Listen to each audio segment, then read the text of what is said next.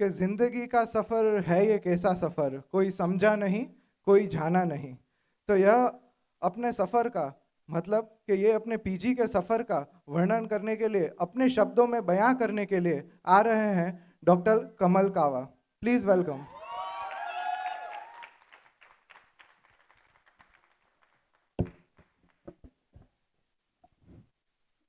નમસ્તે. માનનીય dean sir, superintendent sir, doctor Aarti Trivedi ma'am તથા ક્ષમા ગજેરા મેમ તથા અન્ય વિભાગના પ્રોફેસર્સ, સૌના માતા પિતા અને સાથી મિત્રો. સફર में धूप तो होगी, चल सको तो चलो, सभी है भीड़ में, अगर तुम भी निकल सको तो चलो. किसी के वास्ते राहें कहाँ बदलती है, किसी के वास्ते राहें कहाँ बदलती है, तुम अपने आप को खुद ही बदल सको तो चलो. નિદા ફાઝલી. આપણા પીજીમાં એડમિશન લેવાનો દિવસ અને પીજી પૂરું કર્યાનો દિવસ, આ 3 વર્ષના સમયગાળાએ આપણને ઘણું બધું શીખવ્યું. પહેલાં તો પોતપોતાના વિષયમાં નિષ્ણાંત થવા માટેનું બધું જ શીખી લીધું આપણે, પણ એનાથી પણ વિશેષ એક જીવનનું મૂલ્ય શું હોય તે વધુ નજીકથી આપણે જાણી શક્યા. એમબીબીએસ પછી નીટ આપ્યા સુધી છે ને એક રેસ હતી, જ્યારે આ 3 વર્ષ દરમિયાન આપણે છે ને જર્ની કરેલી છે, અને રેસ છે ને જીતવાની હોય છે, જ્યારે જર્ની છે ને જીવવાની હોય છે.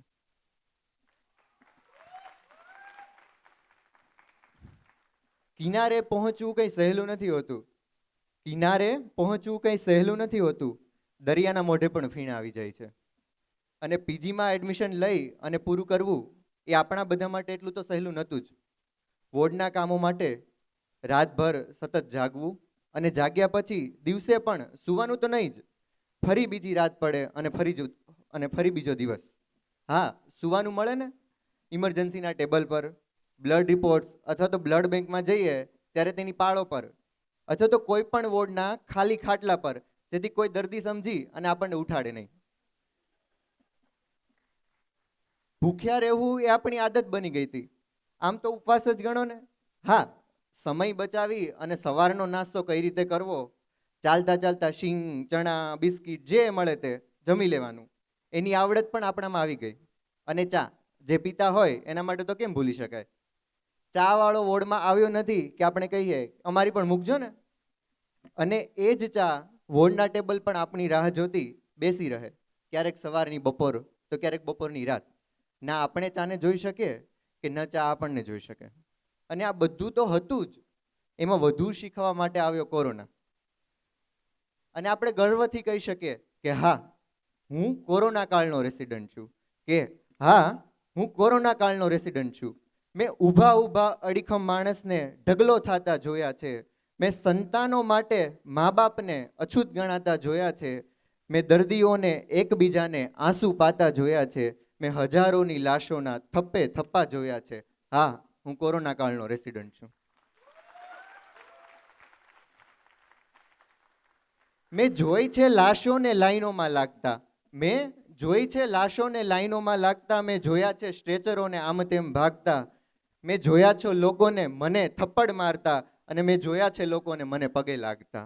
હા, હું કોરોના કાળનો રેસિડન્ટ છું.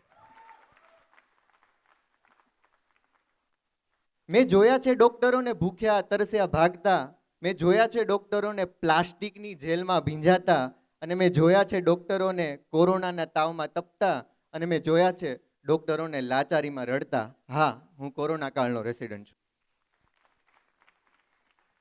અને આ બધી જ પરિસ્થિતિઓ સામે મક્કમતાથી ઊભા રહી આજે આપણે અહીં સુધી પહોંચ્યા છીએ.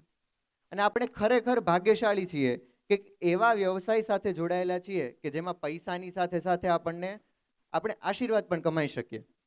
કે ચાલ થોડું જરા કાન દઈ સાંભળીએ, ચાલ થોડું જરા કાન દઈ સાંભળીએ, ચાલ થોડા આવેલ દર્દોને સંભાળીએ, હાથ ઉપર હાથ ધરી બેશક ઘડી તે નાડ તપાસી, વહે છે લોહીના દબાણ સાથે, ઉર્મિઓ તે ક્યાં ચકાસી, ચાલ જરા વધેલી શ્વાસની ગતિને રોકીએ, દવાના કાગળ સાથે હાથ હેતાળ સોંપીએ, ચાલ થોડું જરા કાન દઈ સાંભળીએ.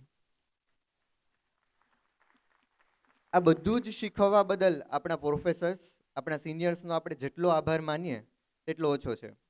આપણા માતા પિતા, ઘરના અને સદસ્યોનો આભાર કે જેમના ફોન પર બોલાયેલા ફક્ત એટલા શબ્દો કે બધું જ ઠીક થઈ જશે, એના પર આપણા 3 વર્ષ નીકળી ગયા.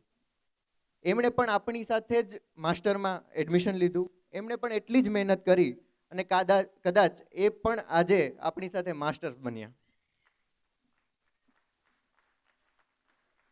અને આભાર આપણા સાથી મિત્રો અને જુનિયર્સનો કે જેના કારણે ક્યારેક નફો થયો તો ક્યારેક નુકસાન પણ થયું, જેના કારણે સુવા તો મળ્યું, ક્યારેક જાગવું પણ પડ્યું, અને જેના કારણે ક્યારેક પ્રશંસા મળી તો ક્યારેક વઢ પણ પડી. અને છેલ્લે આદિલ સાહેબના થોડા શેર કે નદીની રેતમાં રમતું નગર મળે ન મળે, ફરી આ દ્રશ્ય સ્મૃતિપટ પર મળે ન મળે.